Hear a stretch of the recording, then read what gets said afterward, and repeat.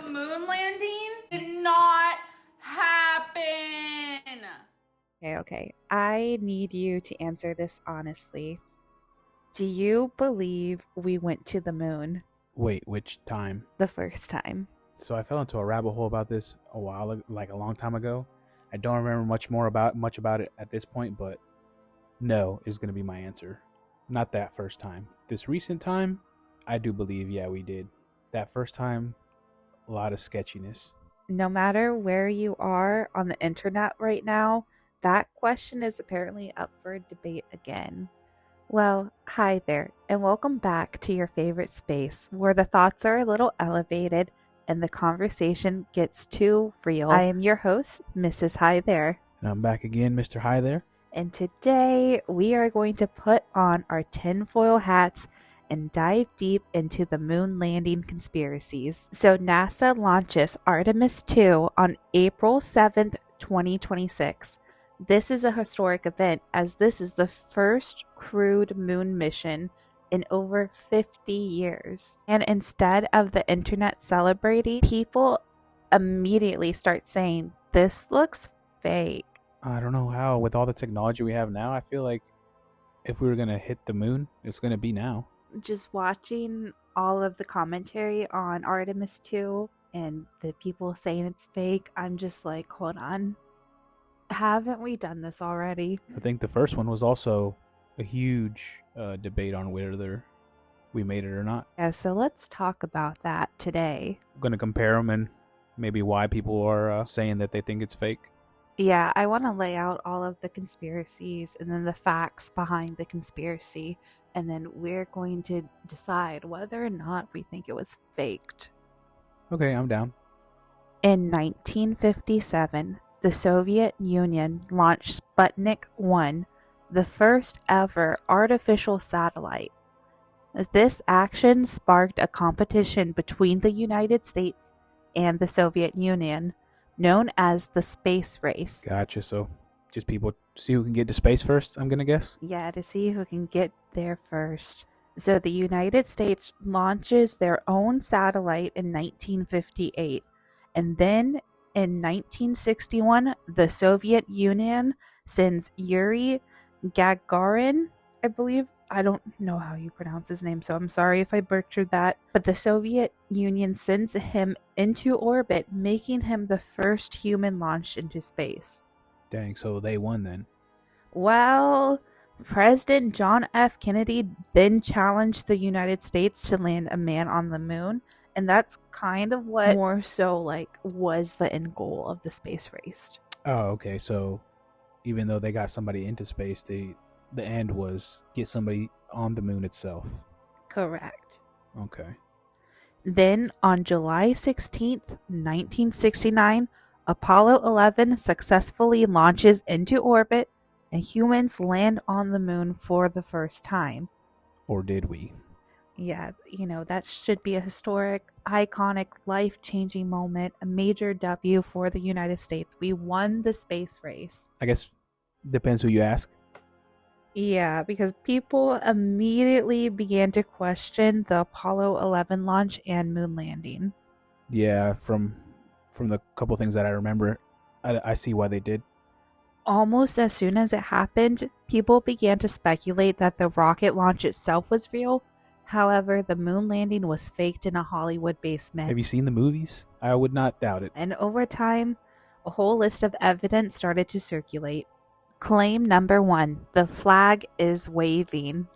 Yeah, that's one of the things I remember, that the flag, something was wrong with the flag. On July 20th, 1969, Neil Armstrong and Buzz Aldrin planted a U.S. flag onto the surface of the moon. If I remember correctly, there was something about either the direction it was sitting or something like that it wasn't reacting correctly to be in space. When they planted the flagpole down into the surface of the moon, you notice that the flag itself is waving in a waving, like you would see a flag here on Earth in the wind. But yeah, I was going to say, because there's no air in space, so how would it be waving? And everyone had that same question. They began to notice that it's staying in the upright position and saying, if there's no wind on the moon, why is the flag moving? That's a great question, and probably one of the big reasons that people think it's fake. Yeah, because it does look very suspicious. Do you want to know what the scientists are saying about it? Oh, so this is the explanation to people's conspiracy. So they are saying that the flag had a horizontal rod, and when astronauts planted it, the flag stayed in motion because there is no air resistance on the moon to stop it. I ain't even gonna lie, I don't know science like that, so I wouldn't know anything about that. Yeah, it's a little too big brain for me. But you want to know something funny? What's up? Okay, so let's say that the flag was actually left on the moon by Apollo 11, but apparently the flag was knocked down. According to the BBC, when the lunar module began to ascend, the exhaust was so strong that it completely knocked the flag down. What the hell? So they took like a step and then planted it and then went back inside? Yeah, they're like, the shit ain't for me. That's hilarious. Claim number 2. There are no stars. Then what the hell's up in the space then at night? Yeah, when you see all of the pictures that they take on the moon and in the video, what is it? In the live broadcast, it's just black surrounding. Oh, I see what you're saying. So if you're on the moon and there's a picture, there's got to be stars in the background. That's what you would think logically. What's the cop out? The lunar surface was reflecting bright sunlight. The camera's exposure combined with the fast shutter speed resulted in the camera lens being unable to pick up faint objects such as the stars. Faint? You're literally in darkness. They would be bright as hell, wouldn't they? That's what you would think, right? Yeah, I mean, that makes sense to me at least. Claim number 3. The lighting looks like a studio lighting. Yes, that's something I do remember. Something about shadows being the wrong direction or not right. Something like that. Yeah, the shadows were going in different directions, and it looks like there were multiple light sources causing shadows. Yeah, that's. I think that's one of the biggest things, that the light source just doesn't make sense. Yeah, so you ready to know what the quote-unquote explanation is? Yeah, go ahead. The moon's surface reflects light in weird ways, and the terrain is uneven. What the hell? That makes... Okay, I mean, I guess maybe scientifically it might make sense, but to my smaller brain, that makes no sense. The sun is the only light source on the moon. An uneven surface causes perspective distortions and non-parallel shadows. That's a lot of big words for a cop-out. Yeah, I think you're right about that. They're like, you know what? Let's just toss in all these big phrases. No one's gonna understand what Yeah, their if you wee make minds. if you make a sentence with a lot of big words, people will just be like, all right, I guess. Yeah, that dude knows what he's talking about. Yeah, We trust him. You sound smart. Now, jump to 2026. Artemis II footage drops, and suddenly we are having the same conversation. So let's go ahead and look at the new quote-unquote evidence. This should be good. Claim number 1. It's a green screen. People do some crazy stuff with green screens these days, so I don't, you know what I'm saying? But it'd be kind of hard to do that on a green screen, though. Well, during the Artemis II live feed video, you can see a plush toy floating around the cabin, and people pointed out that there's glitches happening around the object, weird compressions, flickers, all surrounding the plushie itself. Man, people are some damn detectives. As soon as people started noticing the glitches, they immediately jumped to CGI. That's like the modern shit, the modern version of the old stuff. I'm not sure what it compared to, but yeah, it's like how they were saying that the lighting looked fake in the first moon landing. This is like the modern version of that. Yeah, I mean, it makes sense. People are always going to question everything, I guess. As they should. Kids don't trust the government. The explanation for the glitching. You ready for it? Yeah, go ahead. Let's see what this is. It's due to failure of the live video feed being able to properly handle the video overlay. That makes sense to me. If shit's getting overwhelmed, it's gonna be weird. It's gonna be glitching. Okay, so you're on track with the explanations for Artemis II then. Well, for this one, yeah, it kind of makes sense. Sometimes when stuff gets overwhelmed, it's going to glitch out, especially if you're live streaming a freaking rocket launch. I think that's pretty crazy. Okay, let's keep going then. All right. Claim number 2. Just like the Apollo 11 moon landing, we are still having the same claim of no stars being visible. Man, maybe they're not as visible as we thought they were. I don't know. Like I said, we'd have to take a picture and check, but maybe that is a thing, that on video they're just not as bright, maybe. Well, I mean, they're using high quality 4K HD cameras. Yeah, you're right there. You would think we'd be able to see at least little tiny specks Yeah, to resemble something. stars, Something not in the just background. complete pitch blackness. Yeah, okay. I see that. So again, they're saying that the sunlight is causing too much brightness. And they are also saying that the cameras still use short exposure. So that with a combination of pitch black space, the sunlight coming from behind the earth, and the camera exposure, the stars are faint to nearly invisible in the images. So why did they explain it this way in the first time? Makes more sense. Maybe because last time they were trying to pull something out of their ass. Actually cop out, yeah. And maybe this time they have actual scientific. Though that sounds more fancy than the first stuff. So I think I believe them more. Claim number 3. Objects moving weird. Again? Wait, no. Was there an objects moving weird on the first one? Yeah, it's going back to the the plush flag. toy. The flag and now the plush toy? Well, we're talking about inside the cabin because Artemis II hasn't touched the moon yet. Gotcha. Okay. So going back to the plush toy that we talked about in Claim 1, people began to say that floating objects mean wires. It would make sense because nowadays you could CGI wires out and stuff.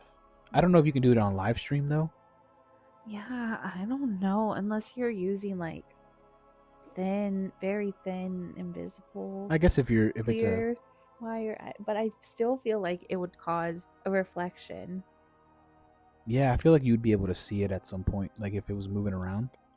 Right, okay, so if you guys like theater and you watch plays, you know what I'm talking about, like the wiring harnesses, that it's meant to be quote-unquote invisible, but once light catches it a certain way, you can see the reflective line. But would they go through all that trouble? Yeah, that's what I'm saying. But I guess you were kind of right in the beginning. It is kind of like a remix version of the flag is moving. Yeah, they're just... I mean, people are going to pick at stuff at all times. The flag, though, for me, looks a little more different than a floating stuffed animal. Okay, so if they haven't touched the moon yet, when they do land on the moon, do you think we're gonna see them plant the flag again? I hope they live stream it. Yeah. And like show more than just them, maybe like around them, you know what I'm saying? I think that'll shut people up if they actually show like a 360 view. Oh, show the dropped Apollo 11 flag. Yeah, if it's still there, if they're landing on the same spot, it should still be there, I'd say. It should still be there. It's just laying flat. So this is where things get a little interesting, because when you line them up side by side, it gives the same energy. As in the things people are saying about why it's faked? Yeah. 1969 and in 2026, we have people saying, that shouldn't move like that. That doesn't look right. This feels staged. Different technology, same human reaction. Yeah. The first time, I'm not too sure, but this time I feel like if we were going to get up there, it'd be now. I do think that it does come down to one thing. What is that? That we don't trust what we don't understand. No, yeah, for sure. I mean, in 1969, people didn't understand space tech. And in 2026, people don't trust visuals anymore. Yeah, CGI and AI and all this stuff like makes stuff that's not even real. Yeah, all of the deep fakes, all of that, it makes our brains constantly asking, is this real or is this edited? Yes, I see this all the time when I'm just doom scrolling, where there'll be like a cool video of something of nature or something, and people will be like, is this AI? Because AI is just so rampant right now, it's crazy. Well, so now here we are Watching history repeat itself. The same arguments, the same doubts, the same conspiracies. This part of history might be real. Yeah, so tell me what you think. I think I stand by what I said in the beginning. I think the first one was maybe faked, and they kind of BS'd it all the way till now, and now we have the technology to actually get to the moon. Yeah, okay, so in 1969, you're telling me the rocket only orbited the Earth once and then landed on the moon. I guess that's what they said. Well, why is Artemis II now having to orbit the Earth multiple times? And they're saying that it has to do that. Again, maybe because they BS'd the last time. When you put it all together, you have the president wanting the United States to win the space race. Yeah, the moon was the goal. We may not have had the technology to land and walk on the moon, but we did have the technology to make it look like we landed and walked on the moon. Yeah, I mean, that's where a lot of the conspiracies about it being fake come from. Yeah, so I do lean towards the first one being faked.